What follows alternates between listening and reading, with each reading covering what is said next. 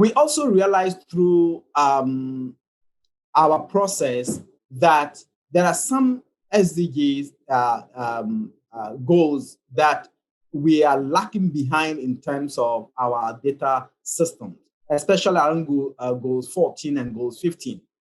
Our statistical system in the country basically does not produce the kind of data we need to monitor these.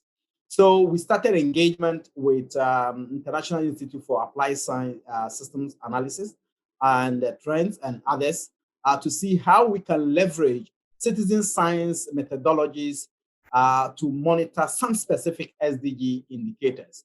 As also working with the line ministries who have the mandate around these indicators, we agree that it would be appropriate to monitor SDG indicator 14.1.1b and then 15.4.2 using citizen science methodologies. So we are at the moment work with the stakeholders involved. We have identified the areas that we're working in, and there's a general buy-in across the national statistical system, especially within the National Statistical Office, to pilot this. And once we're able to pilot this and we see that they are very useful, then we can scale up to cover the entire country, and especially areas that our traditional data systems are unable to provide us the needed data. Next slide, please.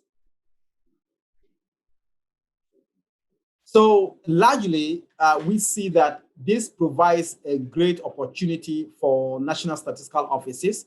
And so in reviewing our national statistical law in 2019, we gave the greater mandate to the National Statistical Office to explore the use of non-traditional data sources to augment our official statistics and system.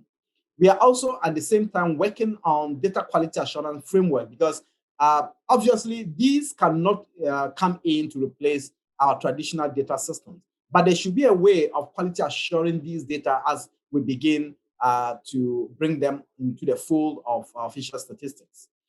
And we realize that once we are able to proactively do this, it will be able to help the national statistical system to get the necessary resources from the political leaders in the country to implement quite a number of things. And this is coming from some work we did around mobility analysis using telecom data during the COVID period. We realized that that helped us a lot in getting space for the National Statistical Office to sit in the national COVID-19 technical team. And we believe that if we had not actively done this, we probably would not have had the opportunity of being in this.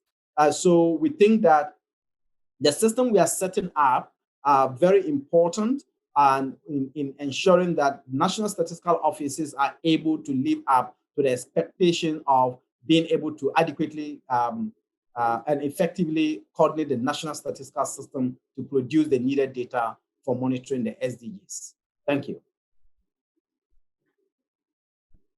Thank you so much, Omar, for those brilliant remarks. And so great to see Ghana sort of leading the charge, or leading the way amongst the international statistical community to try and make a really conducive environment for broader forms of monitoring, including citizen science.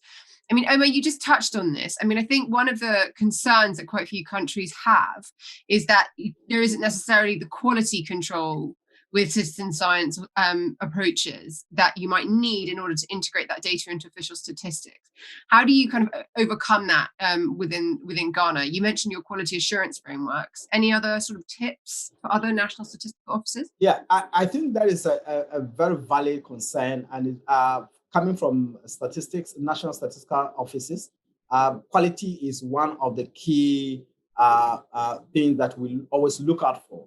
But we also realize that until you build and you continue to revolve around something, you are not able to identify all the issues around it. So for instance, a maker of a car, until you have the car, you will not be able to test all the things around the car.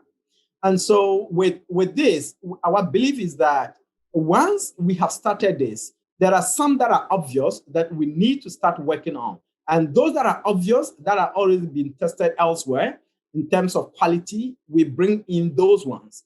But there are others that we may not be able to identify at these early stages, but it's very important that, and then we continuously improve on it. And so the quality assurance framework we are developing is one of the things that we're seeking to use to identify some areas that we need to pay attention to in terms of quality of these processes.